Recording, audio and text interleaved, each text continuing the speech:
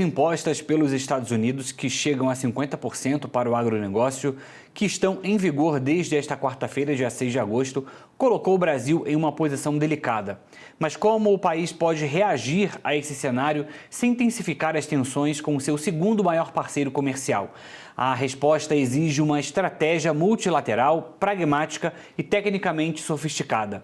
E é sobre essa estratégia que a gente conversa agora ao vivo com o professor Antônio Jorge, que é coordenador do curso de Relações Internacionais da UNB.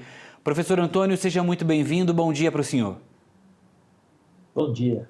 Muito obrigado pela oportunidade de conversar com vocês sobre esse assunto tão delicado.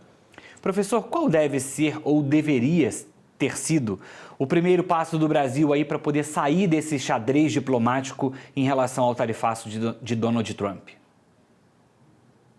Na verdade, deveria ter sido não. Acho que assim, as pessoas não estão atentando para o fato de que houve uma resposta conduzida de uma maneira muito discreta pelo governo brasileiro, por muito tempo, levando as discussões para um campo técnico e tirando da zona de atenção imediata do presidente Trump, que é uma pessoa muito preocupada com o espetáculo público, com a ocupação da agenda e da mídia.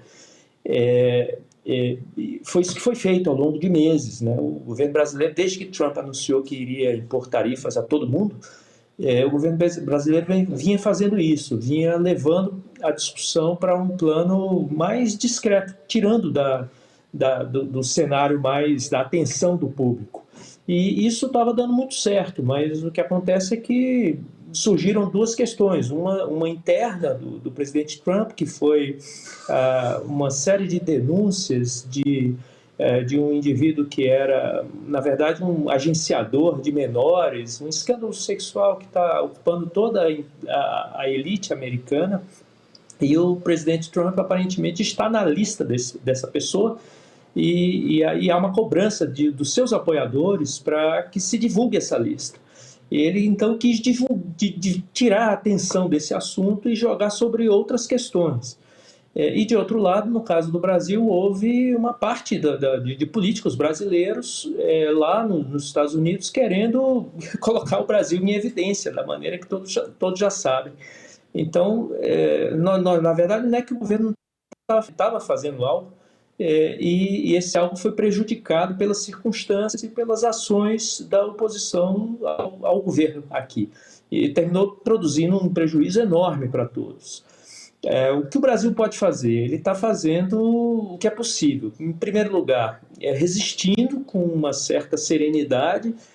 O presidente Trump já deu mostras de que quando as concessões são feitas imediatamente, ele dobra a aposta e aumenta a demanda sobre os países. Então, o que tem que fazer é dizer, olha, nós vamos nos manter firmes nos nossos interesses, da mesma forma que vocês estão se mantendo firmes no que vocês pensam ser os seus interesses, mas que, na verdade, vão contra uma parcela da população, dos interesses da população e dos empresários americanos. Tanto é assim que essa informação foi levada ao Congresso americano, foi levada à imprensa americana. Agora já há economistas de renome falando isso para a sociedade americana, que foi o que levou o governo americano a fazer aquelas exceções, né? 800 produtos que foram tirados dessa lista de tarifas. Então esse é o primeiro ponto, tem que fazer o que fez, tem que ir para a OMC, tem que tentar levar a um nível de razoabilidade, né, a um debate econômico e comercial essa questão. Tem que ameaçar com sanções, sim, de preferência chamadas retaliações cruzadas, ou seja, vamos ver quais são os interesses dos grupos políticos que apoiam o presidente Trump e vamos ver se é o caso de ameaçá-los com a elevação de tarifas no nosso mercado. Porque assim você tem alguma coisa para colocar sobre a mesa para dizer, muito bem, então o senhor retire essa tarifa aí sobre os meus produtos e nós não colocaríamos tarifas sobre os produtos que os seus apoiadores vendem para o Brasil. Você precisa ter alguma coisa para negociar. Então não é simplesmente dizer não vamos retalhar, mesmo que não haja o interesse de retalhar, do ponto de vista de técnica de negociação, o interessante é dizer nós temos essa possibilidade e ela é, inclusive, legal do ponto de vista da OMC. E, por fim, o que tem que ser feito é o que está sendo procurado. Há um diálogo intenso com vários setores da economia, procurando saber quais são os setores que vão ser mais imediatamente afetados e que têm menos condições de resistir a isso, e oferecer alternativas a esses países. O Brasil já estava em discussão, por exemplo, com os países da ASEAN, já estava em discussão com a Índia. Hoje você tem uma delegação de brasileiros, de empresários brasileiros, que está discutindo alternativas com o governo indiano e com empresários indianos. Isso já estava previsto antes das tarifas de Trump. Nós temos que intensificar esse tipo de iniciativa e buscar alternativas para as exportações brasileiras, ao mesmo tempo em que o nosso próprio mercado pode absorver uma parte desses produtos que sofreram uma tarifa absurda do governo americano. Então, para continuar nessa direção. Tem que responder com hombridade, com serenidade, com firmeza, ao mesmo tempo dizer que é possível, sim, que o Brasil faça uma retaliação, e se fizer uma retaliação não vai ser uma coisa atabalhoada, vai ser algo que doa, né? Exatamente o que a China está fazendo. Exatamente o que o México está fazendo. Quais são os setores que podem, politicamente, por dentro do sistema americano, do sistema político americano, demover o atual governo da imposição dessas tarifas que não guardam nenhuma relação com racionalidade econômica. São muito mais essa metralhadora giratória que o presidente Trump tem, o blefe, né, de bater na mesa e dizer vai doer, e ter paciência e resiliência para esperar, porque vai doer mais na economia americana do que na própria economia brasileira. Acho que esse é o caminho. Professor, uma negociação direta com Washington, envolvendo aí o Congresso americano e o setor privado, pode ser um caminho mais rápido e eficaz, um caminho aí multilateral para essa negociação? Esse era o modus operandi tradicional. Isso está acontecendo. Tá? Há uma mobilização de lobbies, há um trabalho com a imprensa americana, há um trabalho com parlamentares americanos, e aí o que é, por exemplo, o que a Embraer fez? Né? Ela foi aos congressistas dos distritos onde estão situadas as empresas parceiras da Embraer e disse, olha, se essa tarifa se mantiver nesses patamares, nós vamos ter que fechar a fábrica, porque inviabiliza. E fechar essa fábrica significa reduzir a arrecadação do seu condado, do seu estado, significa demissões no seu estado e assim por diante. As economias estão muito interdependentes, muito interligadas. Então, uma parte dos constituintes americanos tem consciência disso. E isso está acontecendo. Nós estamos, quer dizer, o governo brasileiro está fazendo isso, empresários brasileiros estão fazendo isso. É preciso que todos se unam em torno deste esforço, dizendo, olha, vai doer aí tanto quanto aqui. Na verdade, em alguns setores vai doer mais lá do que aqui. Tanto isso está sendo feito que eles retiraram, eles fizeram essas exceções, não porque eles estejam preocupados com o Brasil ou com ameaça de retaliação, que podem até vir a se preocupar mais adiante, e como eu disse antes, é preciso que isso se mantenha sobre a mesa, mas porque eles perceberam que seria um tiro no pé muito doloroso, então conseguiram convencer a Casa Branca a mudar parte da sua decisão, da decisão que ela havia tomado. O que acontece é que o atual governo, o governo Trump, mudou muito o modo de funcionamento do sistema político americano. Tradicionalmente, esse tipo de negociação acontecia, como você disse, no Congresso, com os lobistas, como está sendo feito agora. Mas toda a decisão se tomava aí nesse ecossistema, vamos colocar nesses termos. O governo Trump centralizou na Casa Branca e na pessoa do presidente e nos seus assessores imediatos, essas decisões. Então, hoje é mais difícil ter esse tipo de articulação. No caso do Brasil, o particular, né, o que nos afetou particularmente foi o fato de que, por coincidência, o filho do ex-presidente tinha acesso ao Marco Rubio e a alguns congressistas radicais da extrema-direita americana. E ao invés de usar esse acesso para proteger a economia brasileira, para proteger o agronegócio, para proteger os industriais brasileiros, está usando esse acesso que ele tem para tentar colocar o presidente Trump a serviço do interesse da sua família. Isso é um absurdo completo. É o único país que tem hoje nos Estados Unidos parte da sua elite política trabalhando contra o país e a favor de uma política que é irresponsável do ponto de vista da própria economia americana. Ela vai ter um limite, ela vai chegar num ponto em que vai ter um retorno, vai ter um recuo, porque o presidente Trump não conseguirá manter. A inflação começa a dar sinais de elevação nos Estados Unidos. Alguns setores agora estão dizendo, olha, nós não temos condições de continuar a funcionar. Porque o que aconteceu? Quando lá em abril ele avisou que ia colocar essas tarifas, os empresários correram e fizeram estoques enormes. As importações dos Estados Unidos dispararam justamente porque a economia queria continuar funcionando até ver se as tarifas seriam impostas, não seriam impostas, essas idas e vindas que geram uma enorme insegurança econômica e jurídica para quem exporta para os Estados Unidos.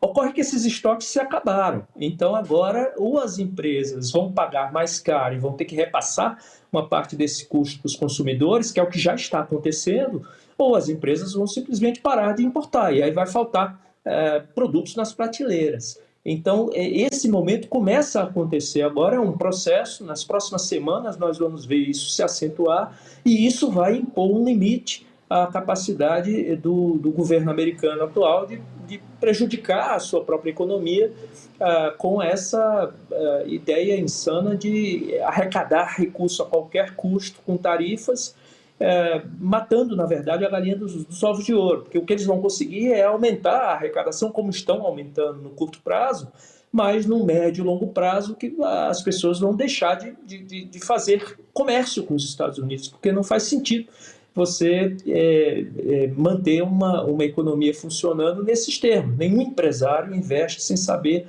sem ter segurança jurídica. Nós estamos agora, aqui no Brasil, justamente por causa das regras e de uma estabilidade maior, gerando um fluxo de investimentos e atraindo investimentos diretos. O que os Estados Unidos estão fazendo é o contrário disso. Como são uma economia muito poderosa e muito rica, eles vão ter muita gordura para queimar até que a crise se imponha, mas não há um economista sensato que não preveja esses limites já começando a se aproximar para o governo americano. Então, essa é a situação. O que nós temos que fazer é, sim, continuar trabalhando junto a lobistas, junto aos setores que vão ser prejudicados, junto aos senadores e deputados que têm interesses em manter os Estados Unidos como uma economia minimamente aberta ao comércio internacional, para fazê-los ver que eles serão muito prejudicados, os seus eleitores serão muito prejudicados. E isso vai se repercutir no ano que vem, nas eleições de midterm que eles terão. Então, essa conversa está sendo feita. Ocorre que hoje o Congresso americano tem menos poder do que tinha sobre a agenda de tarifas e sobre a agenda do comércio internacional, porque o atual presidente conseguiu centralizar na Casa Branca a maior parte das decisões. Então é preciso agir nas duas frentes, tanto no Congresso, quanto na opinião pública, quanto na terceira frente, quanto junto à Casa Branca. E fazer o que está sendo feito. Dizer, olha, queremos negociar, estamos dispostos a negociar, não sairemos fazendo retaliações de qualquer maneira, serão retaliações se houver muito bem explicadas, negociadas, e precisam ser estratégicas nesse sentido de afetar o grupo político que financia as campanhas do presidente, porque é esse grupo que terá o ouvido do presidente e conseguirá, de alguma maneira, influenciar o processo decisório. É preciso atuar em todas essas frentes simultaneamente, não há outra alternativa.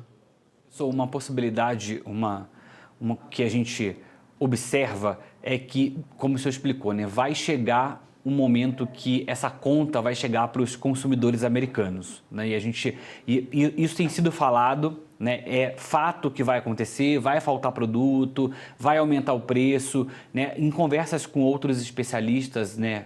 Essa semana entrevistei um deles que disse que isso da tarifa vai ser uma jogada de Trump até o fim do mandato, mas que isso pode mudar uma perspectiva nessas eleições do ano que vem, porque pode mudar um pouco dessa situação, porque isso, de fato, vai mexer com a base política, porque muita gente vai começar a sentir no bolso essa dificuldade, vai começar a sentir no bolso essa inflação, essa dificuldade, e uma outra possibilidade é que tudo isso pode acabar gerando um empobrecimento de parte da população dos Estados Unidos, especificamente a mais pobre, que não vai conseguir acessar esses produtos que vão estar escassos, né? E aí isso aí vai trazer consequências políticas para o governo de Donald Trump e especificamente para a base dele, né? Olha, a base dele, na verdade, a preocupação principal dele é com os muito ricos. A legislação que ele passou de impostos, a coisa de 3 semanas, deixa isso muito claro. Ele retira dinheiro da parcela mais pobre da população e diminui os impostos que os muito ricos pagam.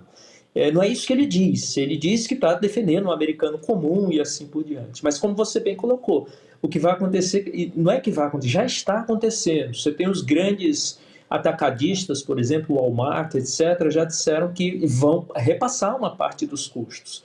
Isso vai começar a doer na população e que, de alguma maneira, mobiliza a opinião pública em favor do governo republicano. Alguns setores vão sofrer exceções. Quer dizer, café, por exemplo, não tem a menor dúvida de que vai sair. Quer dizer, agora, a carne também vai. Daqui a pouco eles vão reduzir essa tarifa, porque eles precisam. Quando começar a faltar carne para o hambúrguer do cidadão comum, que é aquela comida mais acessível para essa parcela da população, essas pessoas vão começar a reclamar. E aí o governo vai apresentar isso como uma grande concessão, etc. Eles são muito bons nessa jogada de marketing. Mas o limite se imporá, e disso ninguém tem dúvida. Esse limite, na verdade, já começa a se impor gradualmente, é por isso que ele está prejudicando também a imagem da economia americana e a própria estabilidade da economia americana, tentando agora convencer o Fed a baixar as taxas de juros, né? Muito bem, professor. Não vai ter como. Na medida em que a inflação comece a se elevar, o Fed vai ter que elevar a taxa de juros também. Lá funciona como aqui. Então, nós temos que ver se haverá tempo suficiente para aguentarmos o tranco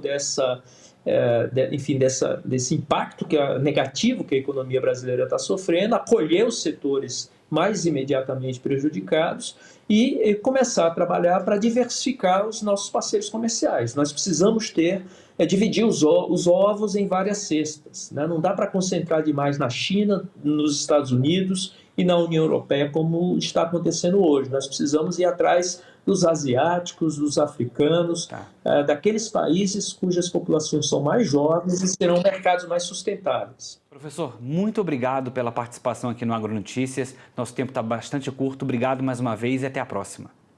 Imagina, uma grande honra participar do programa de vocês.